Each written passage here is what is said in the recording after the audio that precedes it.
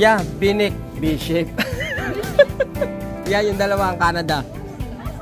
Baka yan. Yeah, oo, medium. Oo.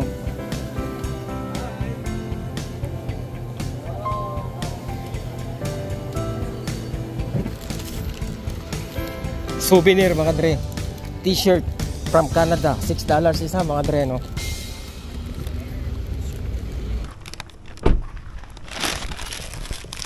Mga linsangan mga dre. Paiba-iba yung panahon. Nung mga nakaraang linggo malamig na, tapos ngayon uminit naman. Kung kailan palapit na yung ano ba tawag dito, yung fall mga dre, no. Bumili pala ako ng mga dre, eto, ng Indomie. Yan, hindi, kumbaga pasalubong sa Pinas mga dre, no. Tapos bumili rin ako ng ilang pirasong dilata. Etong spam as usual. Tsaka mayonnaise mga dre, no. Mayonnaise kasi paborito na Ermat to mga dre, no. Kaya yan ang request niya pag uuwi ako.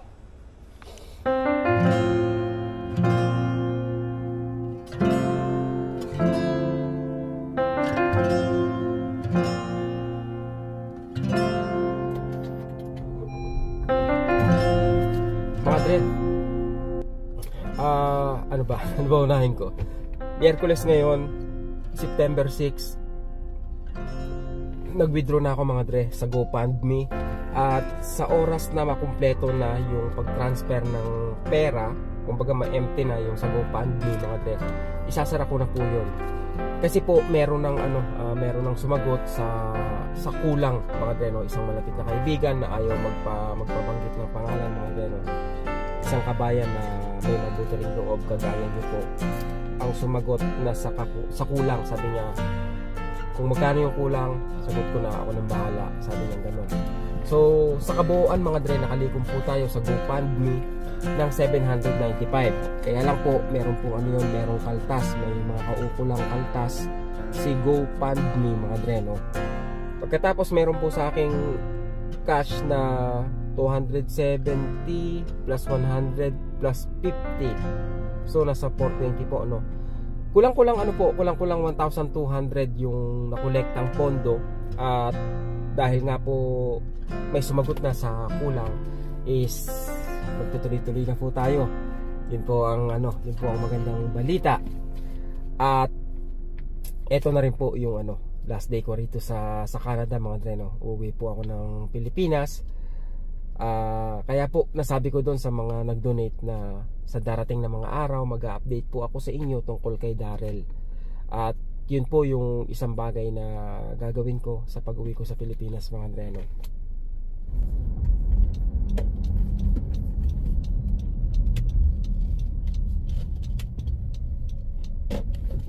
Nanibago ako ngayon mga dre, no. Parang dami sasakyan. Kasi pala ngayon, weekdays pala ngayon. Nasanay ako pupunta rito weekends mga dre, no. Kaya wala masyadong sasakyan.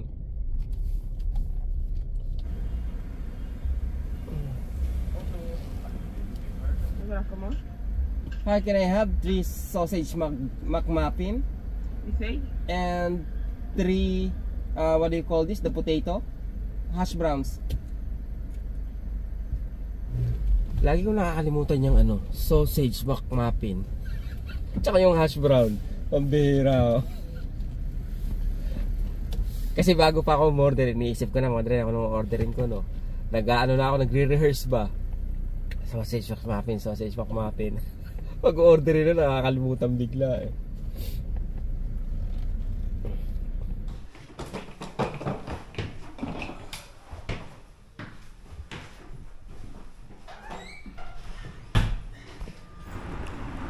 Init, sobra.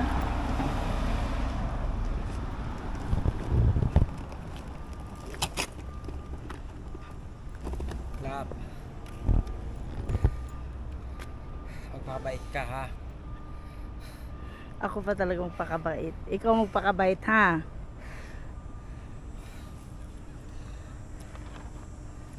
Madre, uwi na muna ulit tayo. Pakabait ka ha. Huwag kang labas ng labas pag gabi na. Sabay Okay. ganun eh. Trabaho bahay lang ha.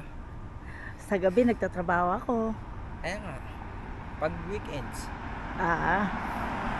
Tim Horton lang din.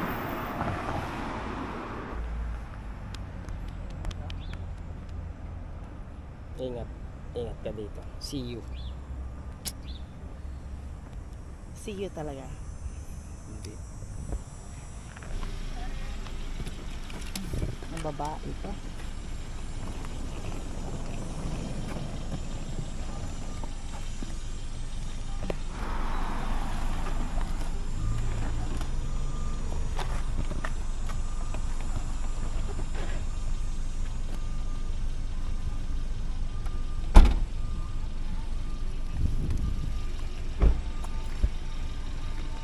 Dito ako sa ano, di ba? Oo.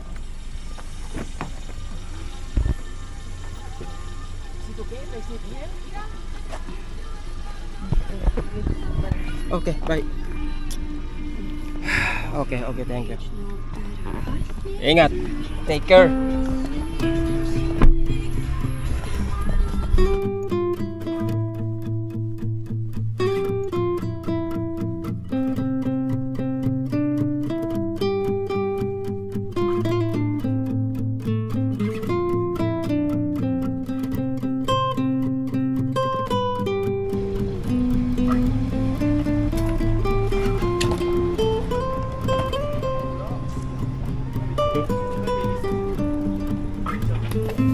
Oh, there you go. Do you have Thank any you, sir. electric devices in here? I don't. Yeah.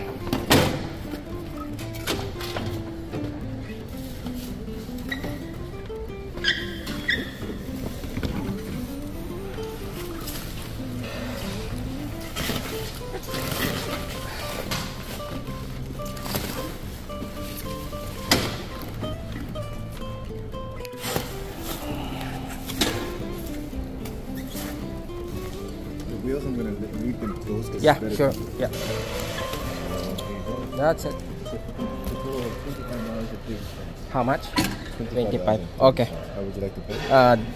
Credit, please. Credit? Is it Visa, MasterCard? I think this is Mastercard. Yeah.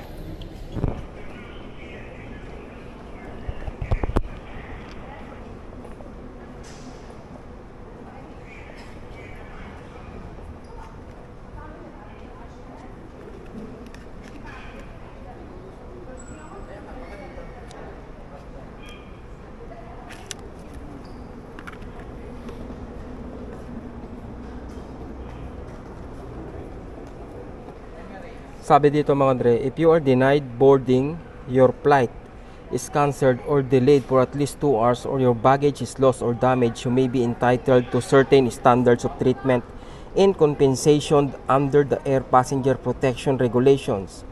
For more information about your passenger right, please contact your air carrier or visit the Canadian Transportation Agency website. Ito yung ano ko mga Andre, no, boarding pass. Ito yung para sa luggage ko.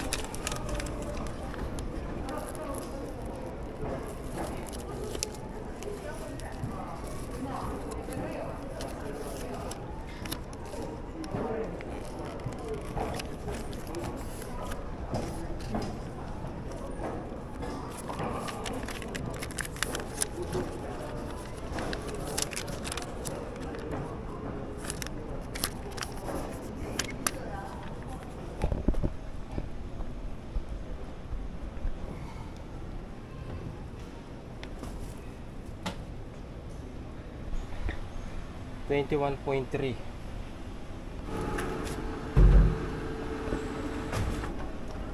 Okay na yun mga Dre. Aalis na tayo. Mag-check-in na tayo mga Dre, no? Diretso na tayo dito sa ano. Hindi na ako dadaan dito mga Dre, no? Diretso na ako doon sa departure. Kasi meron na akong boarding pass.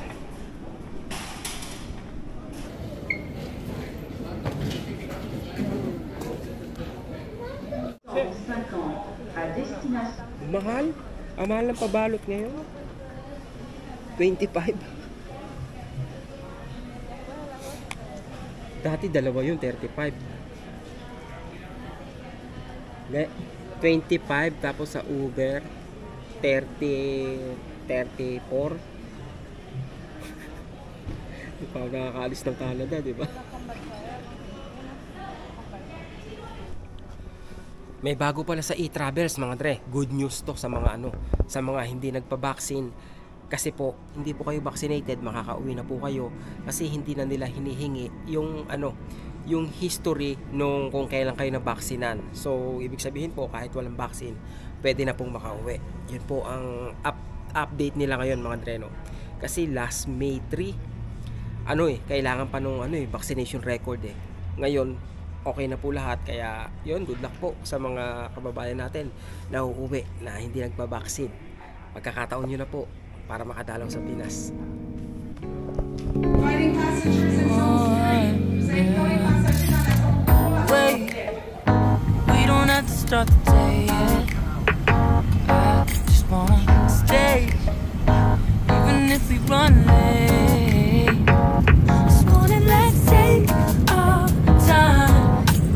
Everybody needs a break, right? Sometimes.